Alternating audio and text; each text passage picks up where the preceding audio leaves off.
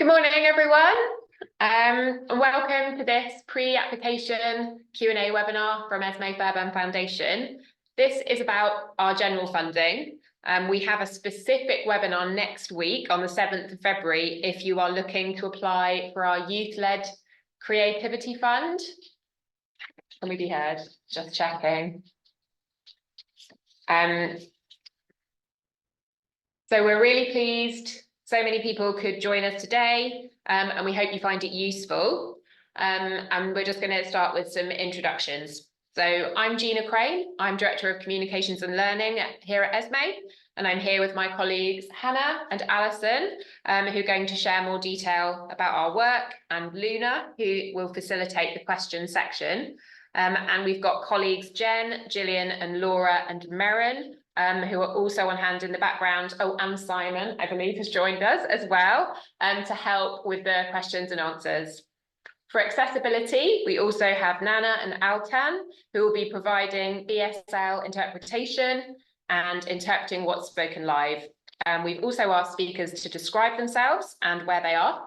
So I'm going to start with myself. I'm Gina. I'm a middle-aged white woman. I'm looking a little bit tired today after not very much sleep last night and some very bad train travel this morning. I'm going to hand over to Hannah to introduce herself next. Hello, I'm Hannah. I'm a white woman with brown hair, a blunt fringe. It's a little bit Claudia Winkleman style, slightly too long at the minute. Wearing a navy jumper with some gold necklaces. I'm going to pass to Al. Hello, I'm an older white woman. I've got shoulder length fair hair and I'm wearing a blue jumper. Luna, do you want to introduce yourself? Hi everyone, I'm Luna. I'm a Southeast Asian woman with long black hair, and I've got some very bright yellow pastel earrings on and a black jumper. Thank you. So just a few details on practicalities before we start. Live captioning is available for this session. There's a link in the chat if you'd like to see the captions in a separate window. You can also click the closed captions button at the bottom of the window to see them within Zoom. You can post questions at any point using the Q&A facility, which you'll find at the bottom of your screens. And I'd encourage you to vote for the questions submitted by another participant if you'd really like to see that one answered. You can do that by clicking the thumbs up icon next to the question.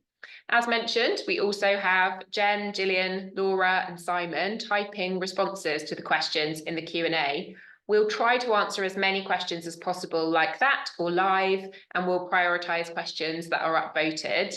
If there are questions we miss, and there probably will be some, we'll try to answer them afterwards. We'll also be using whatever we do here to update the frequently asked questions on our website, so you might find the answer to your question is already there. We are expecting a lot of questions. There's a lot of you here, so please don't worry if you miss something. It can be really difficult to follow everything at the same time. We're recording the webinar, we'll share the transcript, and we'll answer any additional questions on our website in due course. Okay, let's begin. We're going to share some slides now for our presentation, which have already been shared with you, I think, so you can also look at them separately if that works for you. Okay, so this is the welcome. This is the third time that we've run a webinar like this. Applicants have told us they like to be able to ask questions before they submit an expression of interest, so that would be helpful. We considered different ways of offering this, and that we hope that a pre-application Q&A webinar gives you a good chance to ask questions, make sure we have to answer them, and is a good use of everyone's time. However, this is just the third one we've run, so we really value your honest feedback. We've used feedback from previous sessions to make changes to this one, so we hope that works. And we'll be asking for feedback after the session too. We want to use most of this time to answer your questions, so we'll try to limit our part. But as we said, we have introduced a couple of extra bits to this one because to answer some questions we had last time, so hopefully that's helpful. So this is a quick introduction to Esmée. We're going to talk about what we don't fund, what we're looking for, a bit about what we consider when we're making decisions about funding, overview of the application process, which includes a very short video, and then it's over to the questions. So we're aware that today we need to strike a tricky balance. We want to be more transparent, but I want to start really by saying we want to be absolutely honest. We are not holding this webinar to try to encourage more applications. Even though we know need is rising in the sectors we support, and over the past year we have been receiving more funding applications, we are still making a similar number of grants, hopefully with more money for each organisation. So what we want to do with this webinar is to save people from spending precious time applying to us when it is unlikely that we would fund their work. So we hope this webinar will help you to better understand where you should invest time in applying to us, or if your efforts might be better focused elsewhere. We want to answer as many questions as possible, but we know the main question for many of you will be, will you fund my work? And I'm sorry, but for most of you, the answer will be no. We won't be able to give you one-to-one advice or feedback about your organisation, but we hope to give you a clearer picture of what we're looking for, how we make decisions, and how we use our application process to do that. So sorry for that big intro, but here's a bit about Esmée as a funder. Our strategy, which now runs until the end of 2027, focuses on 3 aims. So improving our natural world, securing a fairer future, and strengthening bonds in communities in the UK. And as well as assessing and managing grants, our funding managers are also exploring other ways we can be a bit more proactive in making progress towards our goals, such as commissioning research, convening and co-design, using our influence, and also inviting applications for our goals for our work. I want to move on to the next one. Thank you. So don't worry, you don't have to read this slide, but this is a summary of our sort of strategic priorities, and all this information is on our website, as well as full funding guidance and more information under each of those priorities, including the outcomes we're looking to see through our strategy and examples of work we funded. I'm just going to hand over now to my colleague Hannah to share a bit more about our grant making. Thank you, Gina. So in practical terms, this slide shows you some numbers that show the size and shape of our grant making towards our aims and priorities in our strategy. So as you can see, we aim to focus our funding mostly on a relatively small number of long-term core cost grants. Last year in 2023, we made 227 grants in total. And 82 grants last year were made to organisations we haven't funded before. The remaining 64% going to organisations we funded at some point in the past, either directly or some time ago. Again, don't worry about reading everything on this slide in one go. It details the areas that we don't fund, our exclusions. Because our focus is on long-term grants for work with a more strategic focus, we don't fund very small organisations, by which we're looking at a turnover of less than £100,000, or those without well-established governance. I'm not going to go through all of these in detail. These are all on the website. Hopefully they're clear there, and we're very happy to answer any questions or receive any feedback about anything that is not. So what are we looking for then? We're looking for applications that show that they are leading the way themselves or as part of a collaborative movement or a partnership. We're looking for work that's driving change for the future.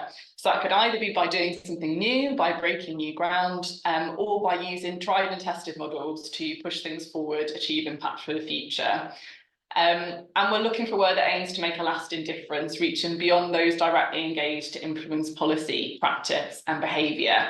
So they're the things we're absolutely looking for, but we still can't fund everything that's going to meet all of those criteria. So these are the areas that we're also interested in. So we're looking for unusual collaborations and ambitious partnerships. They could be operating regionally or nationally, and involving or engaging a range of charity, public sector, or corporate stakeholders. So really looking across sectors. We're looking at work that makes connections across our aims. It's absolutely not a must to fit more priorities than one, but it's quite exciting when we see things that can make those connections.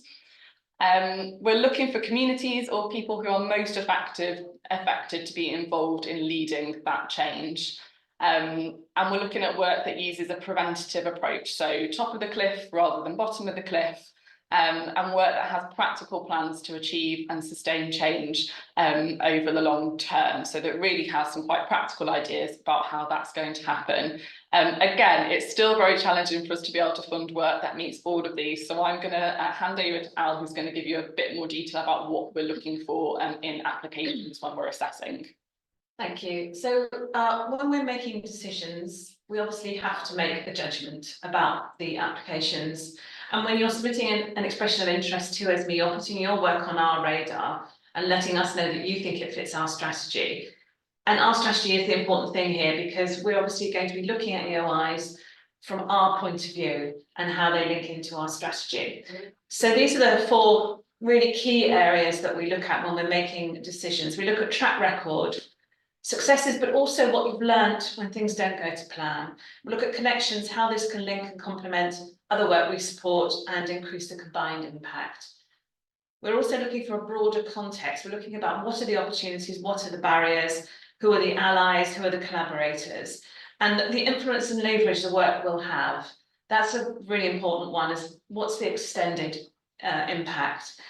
And then also finally, we're looking at the difference that our support makes. You know, what value can our funding add, and what can this extra support add to the work?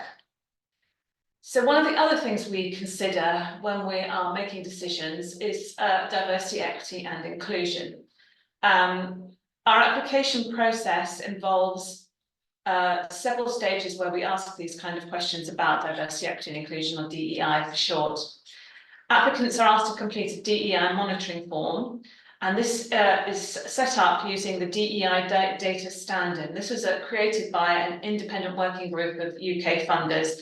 It attempts to be a framework to capture DEI data so that we can really look at identifying and targeting funding to address structural inequalities, and that's the standard we use. Then in proposals, at the proposal stage, because we have a 2-stage process, we ask applicants to tell us about their work and their approach to DEI within the organisation and within their work. And this is more discursive. It's actually talking about examples and ways that you have done things. Then also how we use this information. And the reason we do this is it really helps us understand who our funding is reaching, as well as identify and add information about the how we can help to address the structural inequity that's in our funding. It's a key part of our assessment process. And also we're really interested in how people and communities most impacted by the issues can shape the work. There's one more piece of, 2 other pieces on DEI. One is that several of our areas in our strategy actually we will be prioritising applications from organisations that are led by people with lived experience of the issues. And the second thing is that because of the information we're getting, and because looking across our funding portfolio, we know that some of our eligibility criteria creates an unfair barrier for organisations that are led by communities experiencing racial inequity or that are disability led. And we're exploring how best to tackle this, and we currently have a new programme which is called New Connections. It's an invited fund only, it doesn't have an application process. And it's a ring-fenced sum of 1.5 million, which for 2023 and 2024 is specifically looking at how we can support people that are working with communities facing racial inequity. So that's a kind of a sort of summary really of how we make our decisions, and I will hand back to my colleagues.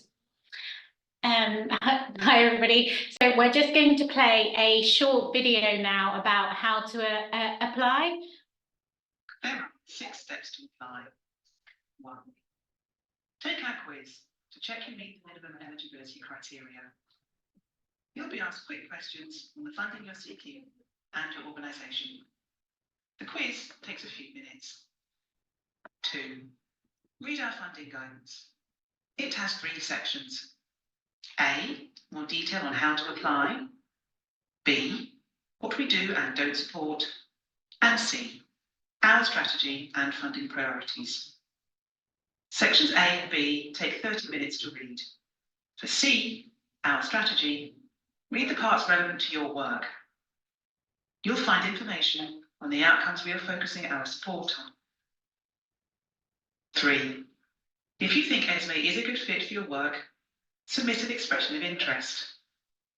Use this to tell us briefly what work you would like Esmée to support, about the change you're focused on achieving, and how your organisation is well placed to deliver it. You'll have 300 words. We'll also look at your website to learn more about your organisation and work. You'll hear from us within 4 weeks to let you know whether we'll take your application further. 4. If your work is a potential match, we'll invite you for a conversation to learn more. The conversation will cover fit to our strategy, your approach, and your track record. 5. If your plans are a strong fit, we'll invite you to submit a proposal. You'll have 3 months to submit a proposal. If you already have a document that describes your work and shows how your work aligns with our strategy, you can use this. 6. After receiving your proposal, we'll invite you for a follow-up conversation. We'll then do a detailed assessment of your application. We aim to give you a decision within 3 months of receiving your proposal. Right, sorry, that always happens. I just never manage to catch it in time. So just a little bit on what happens behind the scenes of assessing Yes, perfect. So we use the expression of interest as a basic screening process. So we're checking that your organisation meets our minimum eligibility criteria. We're looking for the work to be a good fit with our funding priorities. We're looking for that work that is leading the way, driving change for the future, and aiming to make a lasting difference. We'll also look at other information about your organisation. So we'll look at your website and other publicly available information, such as that on the Charity Commission website, if you're a registered charity. And for those that look like a really good potential match, we'll invite you to have a phone call with us, which is a chance for us to explore the application a little further.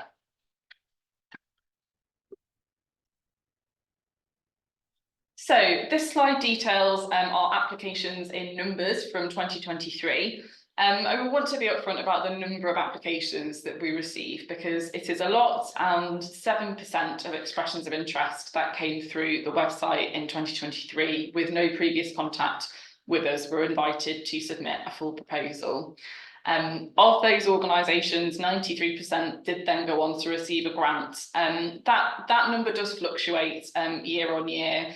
The share in 2023 was higher perhaps than usual, because we really focused on inviting only those applications which we thought were a really strong fit to our strategy.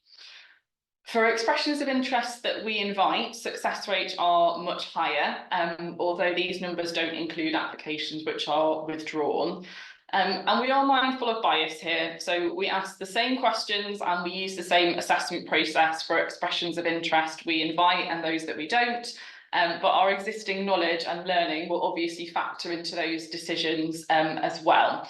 So overall, 36% of the grants that we made in 2023 were to organisations new to Esmée, and about half of those came through applications from the website.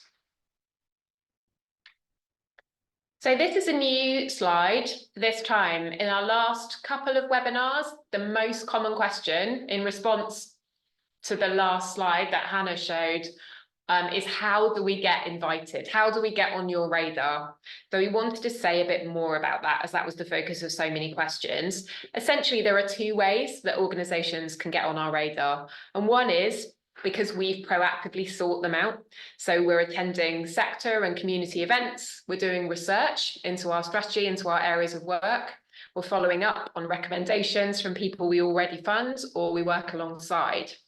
The other is from expressions of interest on our website.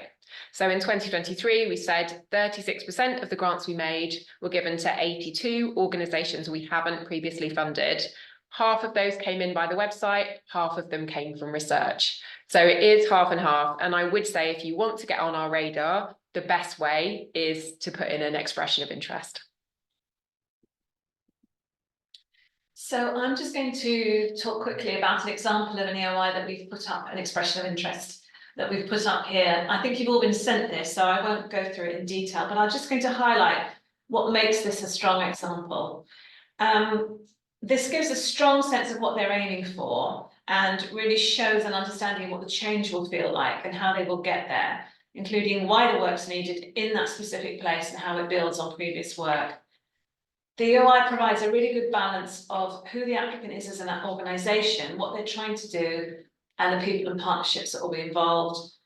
It's really clear from this that the local community are central to the change, and that's a really strong, clear part of our Creative Confident Communities funding aim. The other thing is that they give really brief descriptions of the activities they're actually going to do, but they also talk about the long-term change, the broader system change that they're trying to make. So the work is really clear about what they're asking funding for, but also what that will then enable them to do. And remember that when you're looking at the expression of interest, as the film said, we do also look at your website. So you don't need to tell us everything about your organisation in that expression of interest. We'll look at the website as well. Use the expression of interest to really focus on your work and how it fits in relation to our strategy. Thanks, Al. So we might start with questions. The team already behind the scenes have already been answering a few of those questions. If any of the questions that we do answer need further clarification, just pop in another question in the Q&A. I'm actually going to start with a few questions that we got sent in advance. So Ruth from Outside the Box said that they do a lot of work around supporting less included groups to have a voice and have recently been undertaking climate engagement work with some of these groups. So their question was about what evidence we would be looking for of their commitment to reducing the impacts of climate change. And I did just want to say that Gina shared earlier the strategic framework of what our main aims and funding priorities are, but that is, our strategy is also underpinned by our commitments to tackle climate change, but also to address diversity, equity and inclusion. So I'm guessing that's why that question was asked. And I might just answer it because I've got in front of me. So at this stage, we're not explicitly considering this as part of the assessment process.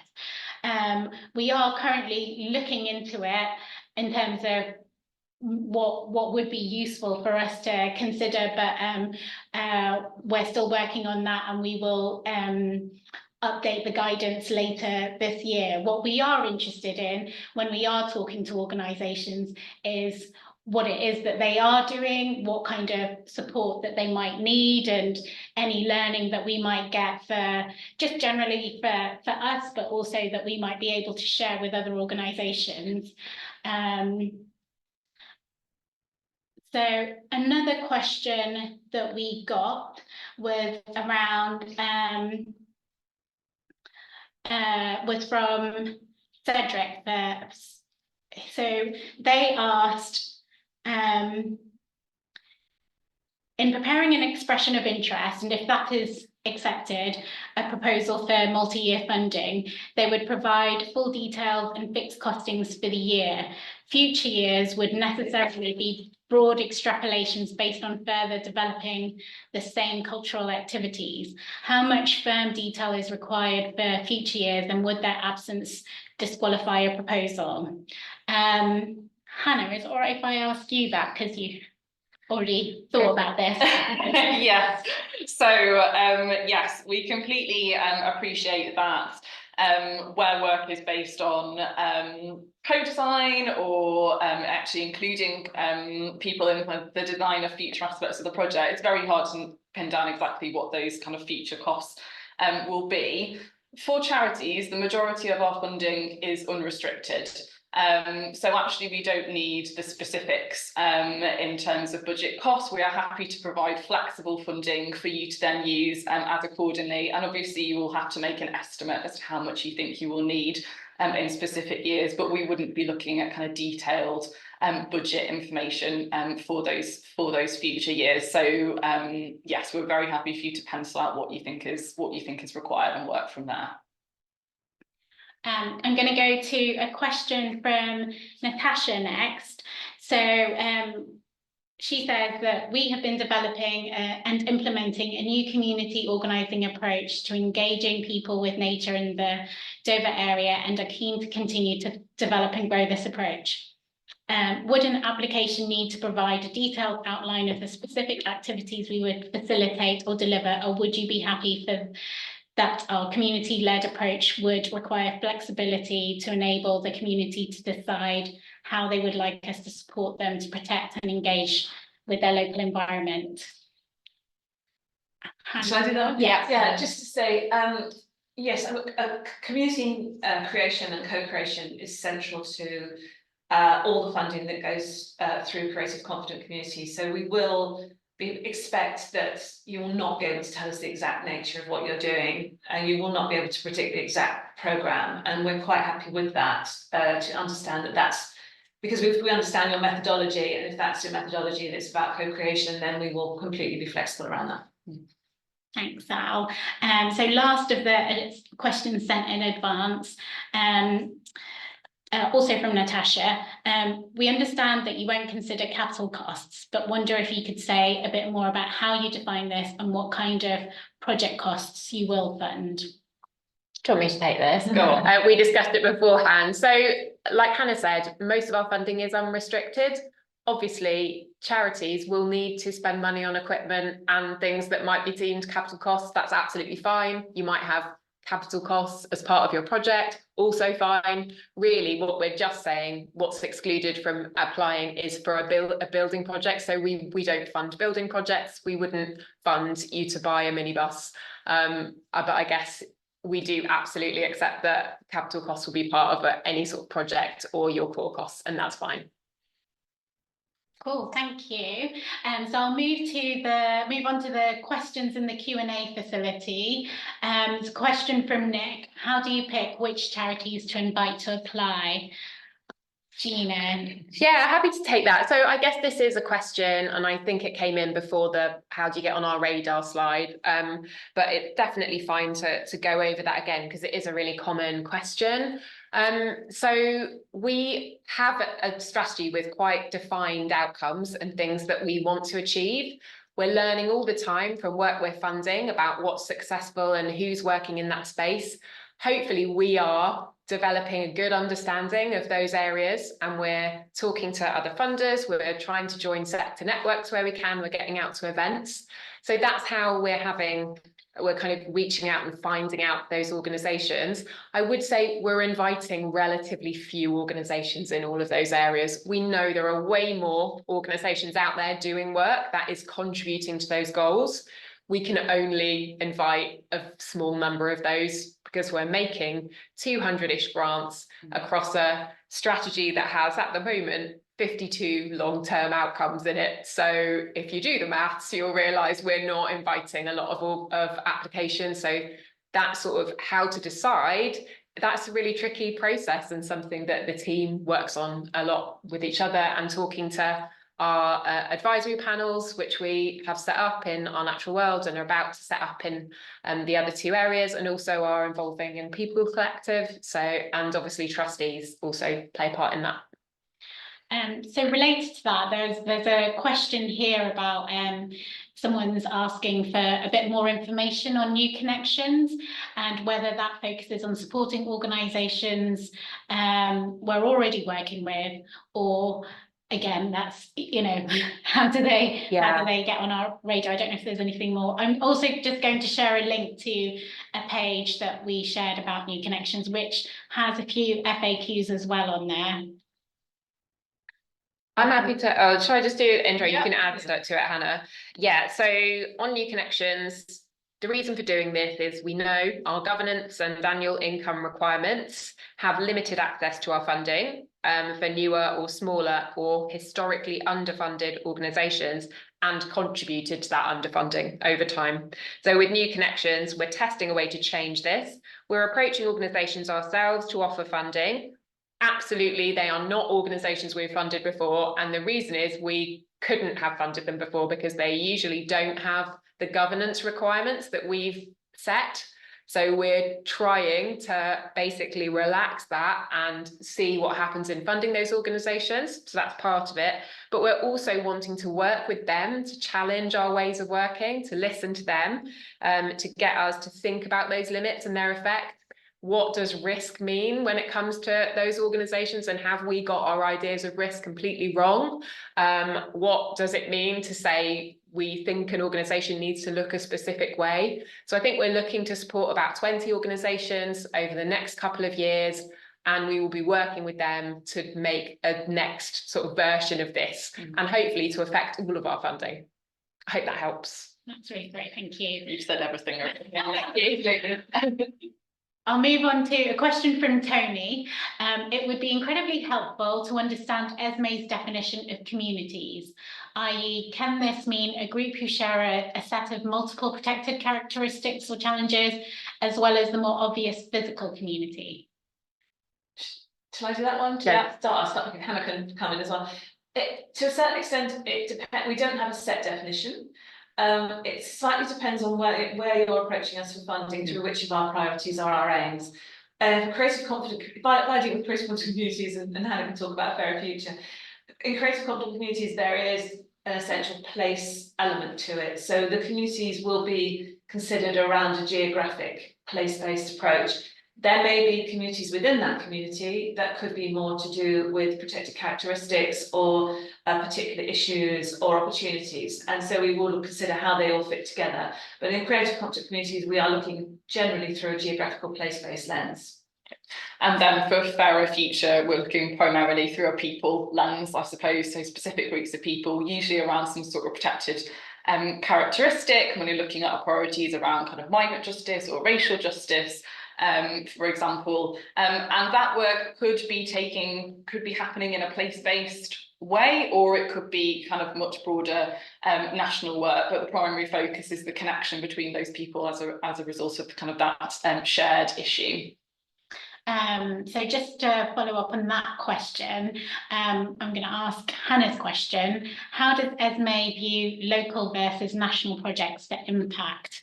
For example, a proposal for partnership work with a partner in Dundee Tayside for a pilot in year 1 that would then be rolled out nationally in year 2 or 3.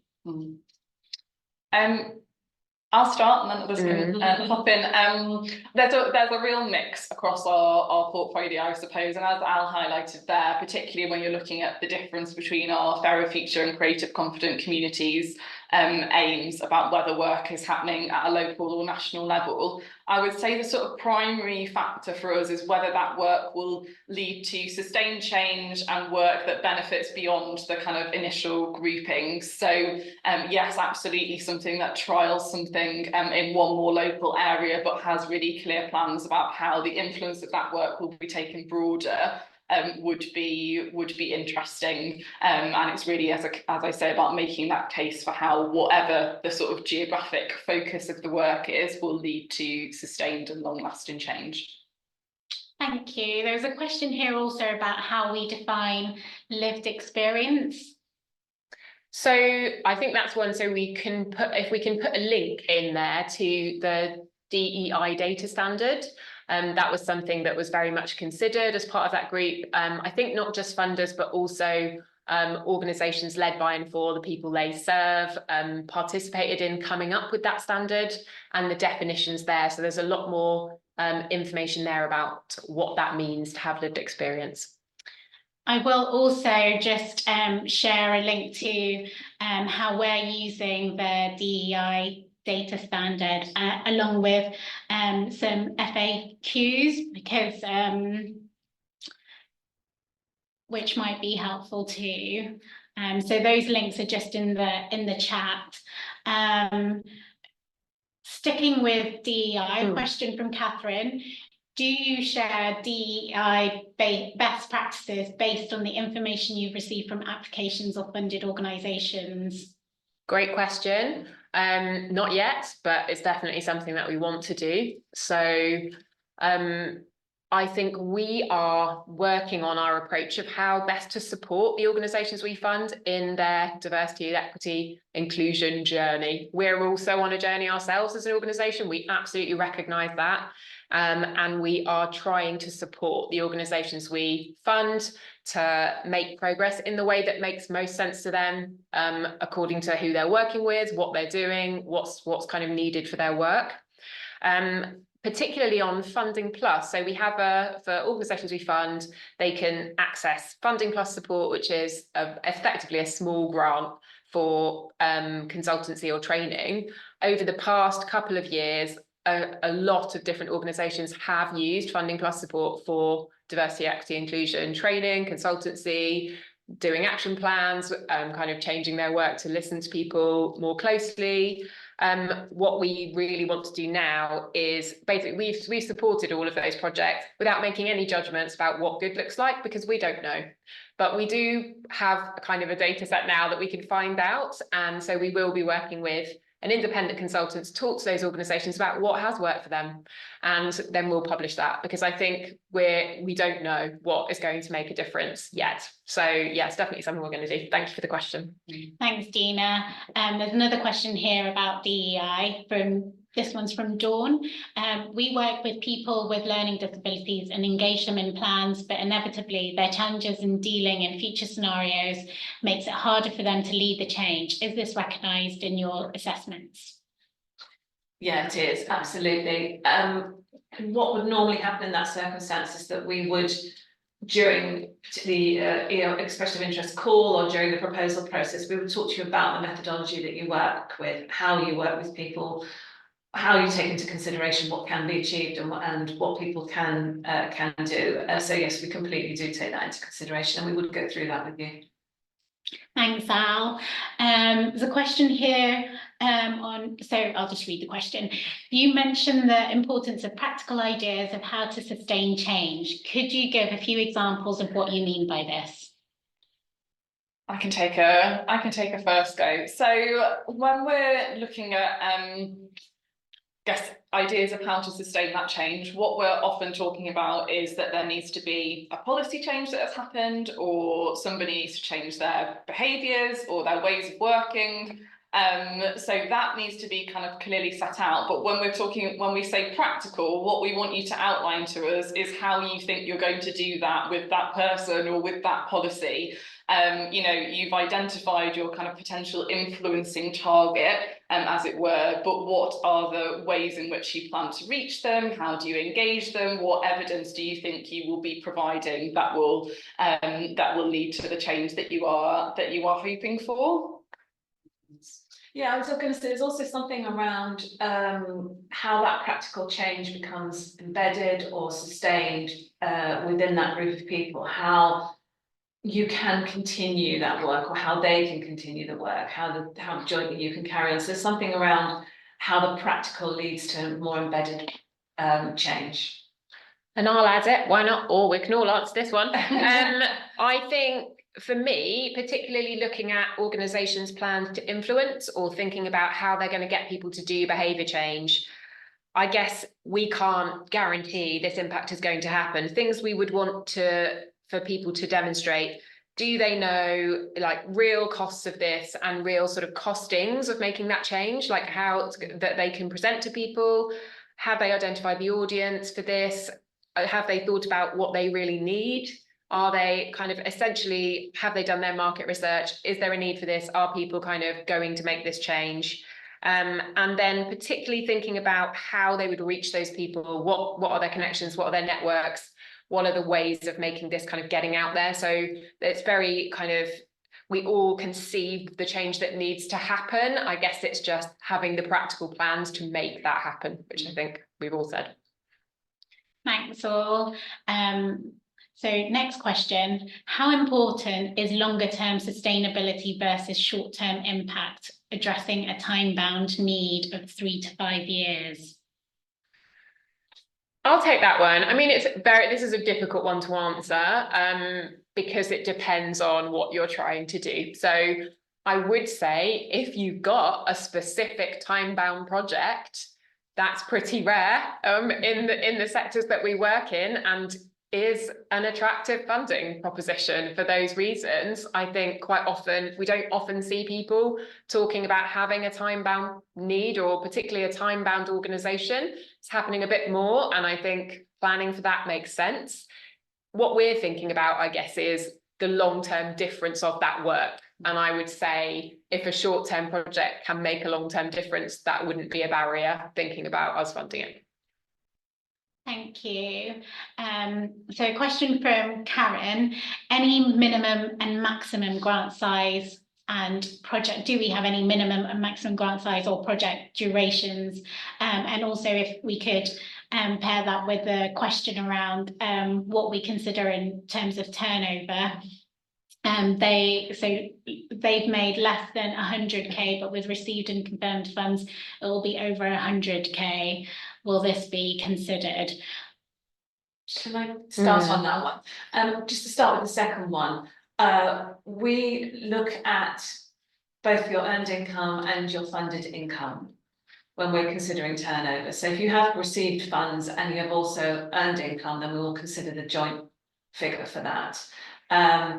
It's confirmed funds, probably not so much. It has to be funds that were received into your bank account during that year. So received, yes, but confirmed, probably not. And in terms of, I'm sorry, what was the other part of the question? So the other bit was, the maximum do we have limit. any minimum and maximum? We don't have a set one, but we are not really a funder of small grants, very small grants. Our smallest grant is probably around the 30 or 40 level, isn't it? Yeah. So we don't go below that. 30,000, we should clarify. 30,000, I'm sorry, not £30.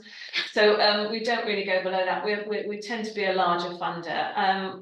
Obviously, the maximum grants tend to be really substantial, long-term, multi-place or multi-organisation grants. And there's a sort of a real range of funding that we give to other projects. Anything to add to that? Timelines, the majority of our grants are multi-year, but by that we mean 3 to 5 years maximum. I don't think we've got any grants that are sort of beyond 5 years right now. For grants, there's no minimum maximum, as Al said. We publish data on our website about our kind of average funding as well. Most grants are sort of 200-ish over a multi-year period. That would be the kind of mean. For social investments, we do have limits. So I think the minimum social investment that we will consider is £100,000. And the maximum exposure I think we have to a single organisation for social investment is about 2 million. Thanks both. And moving on to Kate's question, in terms of evidencing track record, if we have merged 2 unincorporated organisations into one new charity, will you be okay with taking the track records of the merged organisations, which each had over 10 years of delivery experience? Yes. That was that's exactly what we do. Nice and quick. So question from Lydia. I saw that you don't fund the advancement of religion. This is one of our charitable objects. However, we also have the objects of relieving poverty and the advancement of health and saving lives. Would it automatically exclude us? I mean, I think it would. So yeah, so I'm trying to think whether we've had issues of this where this hasn't been the case. We have funded charities which are associated with religious organisations, but not religious charities No. themselves in the I past? think not the charities that actually have the advancement of religion as part of their charitable objects. I think that would be the difference. Whereas we have funded some organisations, as Gina says, that are linked with or part of religious organisations. Thanks both. Moving on to Anna's question, how formalised collaborations, how can formalised collaborations or partnerships apply? Can these involve a main body, example a charity, as a lead body, and a range of other less formal grassroots or neighbourhood-led organised groups within those collaborations or partnerships? Are collaborative applications preferred and prioritised? Al, do you want to take that? Yeah, so we would always have to ask you to have a lead applicant in any collaboration or partnership. That is quite often a charity, but it can be a community interest company or a not-for-profit organisation as well. We would then ask for information about all the other partners, who they were, and how the partnership was structured. If it was, some of the partners were unconstituted organisations, that would be fine, providing the lead one fitted our governance structure. The sort of information we ask for is basically what's the relationship and how did it set up, and what is the collaboration. We're actually looking, we do fund a lot of collaborative work, and it's something particularly in creative competent communities that we expect we're going to be seeing a lot of, because of the way that community change can be achieved through those sort of collaborations. Thank you. So sorry, I'm just trying to look through the questions because I'm aware that we've only got 10 minutes left. So I'm trying to pick a good one. Okay, how do you work with other funders? If you spot a great project but can't fund it, do you ever recommend or signpost the grantee to other funders, or point other funders in the direction of the organisation? Say yes. So as across our work, we're involved in a range of kind of formal and informal funder partnerships, working with our kind of sector peers, and obviously a lot of us are funding in kind of similar areas. So yes, we have sometimes referred organisations that we can't fund, or we think the quality of their work is particularly good, to other funders, and vice versa, as Gina sort of highlighted earlier, by how organisations get on our radar. One of the ways that organisations do come onto our radar is by other funders doing the same thing to us. I'm going to ask this question from Christine. How does the foundation view supporting the arts, particularly classical music? So we fund the arts through a variety of routes currently. One is that we have a very specific priority around representative cultural workforce, which is part of Very Future. It's very focused on, it's a very, very competitive part of our funding. It's focused on organisations that are led by the people that are not represented in the cultural workforce. And it's also focused on, at the moment, on organisations outside England, although we are funding some in England. The other part is youth-led creativity, which is the webinar that Gina referred to earlier, which is actually happening very shortly. It's a revised fund, and we're launching the new fund at the moment, and there'll be a webinar about that very shortly. And then through creative competent communities, we have a strong emphasis on how creativity is a tool for community cohesion and community regeneration. So there's a lot of funding to the arts through that. Those are the three key ways that you can come through to us. We're also an investor in the Arts and Cultural Impact Fund, which is a social investment fund for arts organisations, which we're one part of. Can we do the sustained impact question? Yes. This question, could you possibly give an example of a project Esmée has funded which has had a sustained impact? It would be great to understand this concept in a more practical way. Thank you for that question. I just wanted to have a little think about that because I do think it's important to answer.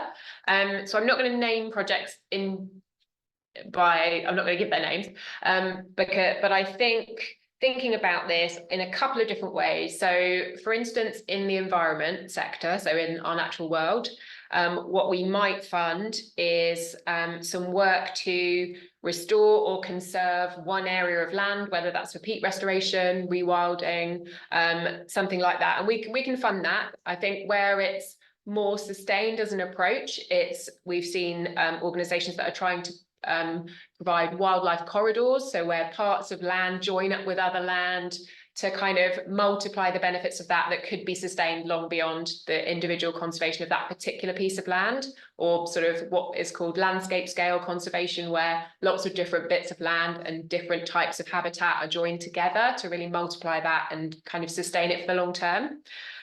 When it comes to something like children and young people, so if a project is working with young people and working with them to do maybe some activism or thinking about supporting them, might have some other benefits for them individually on getting a job or making connections or really helping their well-being.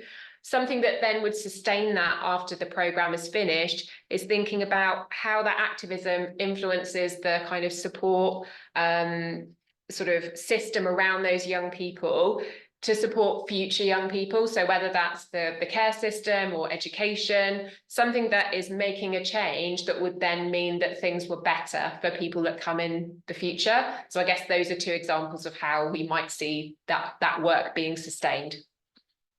Thank you. We do also have on our website, with each of the funding priorities, there are some case studies of organisations that we have funded, so they might highlight to you some kind of more examples of the type of things that we're looking for in terms of sustained change, and we can definitely take that away after this webinar as well and think about how we can really make that clear through some of the examples we're providing on the website too. Anna. So another question here, given the minimum financial requirements and a perceived emphasis on race ethnicity for DEI, do Esmée's awards tend to favour more urban applicants? So yeah, I'm happy to take that. I mean, that's a great question, and one for us to examine in our own data and make sure we're sharing that. I don't have the exact figures on the top of my head, but having looked at this for trustees for a recent meeting, the vast majority of our funding goes to white-led organisations wherever they're based. So that is something that we are looking at. What's the balance here? What should we be aiming for? What's the kind of spread across our funding? When we're thinking particularly around racial justice, particularly around areas where we might be funding more rural work, so particularly in our environment sector work, we are actively thinking about how to support organisations working for kind of racial justice accessed by communities experiencing racial inequity into the natural world. So we're supporting organisations like Anti-Racist Cumbria. So I would say it's not necessarily an either or, but that is a good question and one that we'll try to share a bit more data on once we've looked at that. Thank you. There's a few questions here about our exclusion around statutory services. So does somebody want to take that? So it's just basically, there are a couple of people who said that they do work in schools, or I think there was one that was related to health, but I guess, yes, if we could just expand a little bit on what we mean by statutory services and what we wouldn't fund. To start with the health one, we don't fund into health activity at all. That is an exclusion. So that would not be something we could fund, although obviously we do understand the crossover between wellbeing and a lot of the work that we do, both through Fair Future and Creative Competent Communities. So there is some work that comes through a kind of wellbeing lens, but it tends not to be led by health organisations. It tends to be the funding from us will go into other organisations that may be working with partners around that kind of work. I'm not sure if it's schools. But yeah, the schools aspect, but I think the question kind of inferred kind of understanding here about the kind of that their work maybe wasn't statutory. So what we absolutely won't fund in terms of schools is work that is a statutory requirement, so that is kind of government mandated that schools have to deliver as part of their education curriculum. We would not fund. We'll consider work that has broader ambitions beyond schools, such as having impact on the community. And again, it really is about that kind of wider change and impact question for us. So for the benefit to the work, was purely for within a kind of one school setup, we would be unlikely to fund that. The question is about the wider reach. If I can also say, we recognise that in some communities, the route to the community is through the school. And so in that case, we would fund some activity that uses the school as a route to the community. And very specifically with arts projects, we fund very, very little cultural education. It's not something we fund at all. And we will fund some arts projects that are taking place within a school setting, but it will have nothing to do with the curriculum. We won't fund any of that work that's linked to the curriculum. It will usually be about, again, the route into the community and route into the young people. Thank you both. So I'm going to just ask 2 more questions. I know there's still quite a number of open questions. We will answer them and put them up on our website, and I'll send you a link when that's all ready. Sorry, we're not able to answer them all within this hour. So I'm going to take Poppy's question. What kind of evidence do you require for community involvement? Would it be useful to interview different groups that would be involved, for example? That's a good question. I suppose what we would be looking for is some evidence of what you would have done previously. So what engagement have you had? How did that engagement take place? How did you meet people? How did you recruit people? It may always be helpful to have some case studies, as Hannah was saying, that we use case studies on our website, but equally case studies are really helpful for people giving information to us. It can be helpful on things like the expression of interest phone call, and within the proposal to involve people from the community that you're working with, so that we can get a sense of how the relationships work and how the programme works from their point of view. Thank you. I don't know if there are any particular questions that you've seen that that you want to take. I mean, we've only got a few minutes, so I think what we'll do is just take the rest of these questions, get some answers typed up and put those up on the website. I do just want to share a couple of other slides which will be in the pack, but just to talk a little bit more about other resources and support that's available. So in terms of our funding, we do have some accessibility related support, and you can find the link in your in the pack of the slides. And essentially, if there's something in our application process that is a barrier to you applying, you can ask for an access payment of up to £500, which you can use to help you. That could be for tailored support to your needs. It could be for BSL interpretation.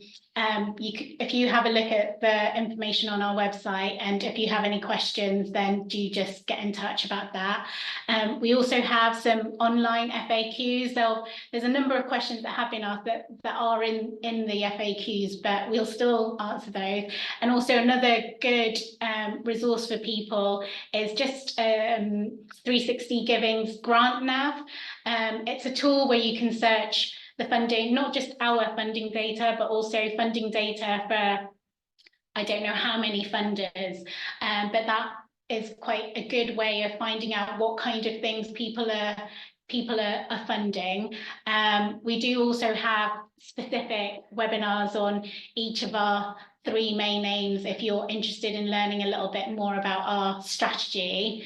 And then also just a couple of other pages on our website. There's some information on other funding sources, which has a couple of directories, and also some tips, I think, from sector organisations. And we also have a page on useful sector resources, which has various different information included. Yeah, you can see it up on the slide. There's various different topics, from fundraising, campaigning, digital, and safeguarding. We are at 12 o'clock. I don't know if anybody wants to just say like a big thank you from me for coming along. And I don't know. Yeah, I just want to say a quick thank you. So Thank you to the team behind the scenes for answering all those questions and for making the tech work. Thank you to the panelists. Thank you to Nana and to Altan for interpreting.